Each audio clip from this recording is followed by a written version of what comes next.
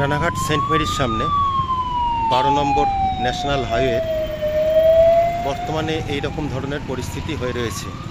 এই জায়গাটাতেই সবথেকে বেশি যানজট হয় কলকাতা থেকে শিলিগুড়ি দিকে যাওয়ার সময়। এখানে পরপর 3 কিলোমিটারের মধ্যে 3টে বড় বড় ফ্লাইওভার তৈরি হচ্ছে। একটা কোর্ট মোড়ের ওখানে ফ্লাইওভার হচ্ছে, একটা চুন্নি নদীর ওপরে হচ্ছে, আর একটা হচ্ছে রেল ব্রিজে আগে যে লেভেল ক্রসিংটা আছে রানাঘাটে ঢোকার আগে সেইখানে। এর দুপাশে দুটো সার্ভিস রোড করে দেওয়া আছে, কিন্তু সার্ভিস রোড দুটো এতটাই ছোট, এখানে তো গাড়ির চাপ বেশি, যার ফলে এখানে যানজটটা একটু বেশি হয়ে যাচ্ছে। এর এইখানেতে নিচ থেকে আন্ডারপাসের অর্ধেক পোর্শন 2 লেন আন্ডারপাস হয়ে গেছে।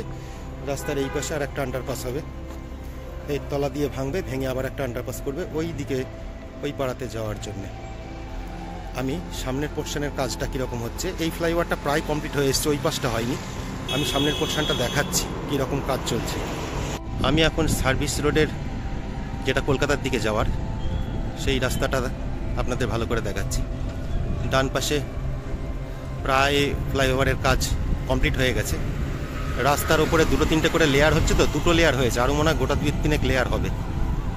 এর এখান থেকে একটা আন্ডারপাস আছে, যেহেতু রাস্তার এপাশ ওপাশ করার জন্যে, যে কারণে ফ্লাইওভারটা হচ্ছে। এই পাশটা কমপ্লিট হয়ে গেলেও চুন্নি নদীর দিকের যে পাশটা আছে ওই পাশটায় সবে ফ্লাই অ্যাশ ফেলা শুরু হয়েছে, একদিকটা কমপ্লিট হয়েছে। চুন্নি নদীর ওপরে ব্রিজের একটা পোর্শন চালু হয়ে গেছে, ওটা কাজ করছে। আর এক পাশটা যেটা পুরনো ব্রিজ সেটা এখনও চালু হয়নি। এখন বর্তমান পরিস্থিতি এইরকম। এই যে এখানে একটা আন্ডারপাস রয়েছে এপাশ ওপাশ যাওয়ার জন্য, আর সামনে যে রাস্তাটা রয়েছে যেটা কলকাতার দিকে যাওয়ার রাস্তা, এর এইখানের কাজ এরকমভাবে অসম্পূর্ণ হয়ে রয়েছে, এইরকমভাবে অসম্পূর্ণ হয়ে রয়েছে। আর এখানে তো সারাদিন প্রচুর ধুলো ওড়ে, আর এই জায়গাটাতেই যানজট সব থেকে বেশি হয়।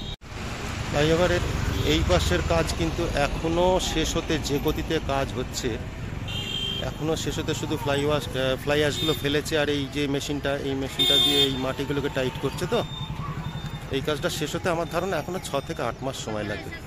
সামনে যে দিকটা দেখা যাচ্ছে ওই দিকটা হচ্ছে চুন্নির ব্রিজের দিক। আমার ভিডিও যদি ভালো লাগে, ইনফরমেশন যদি ভালো লাগে, তাহলে চ্যানেলটাকে সাবস্ক্রাইব করে পাশে থাকবেন। Thank you.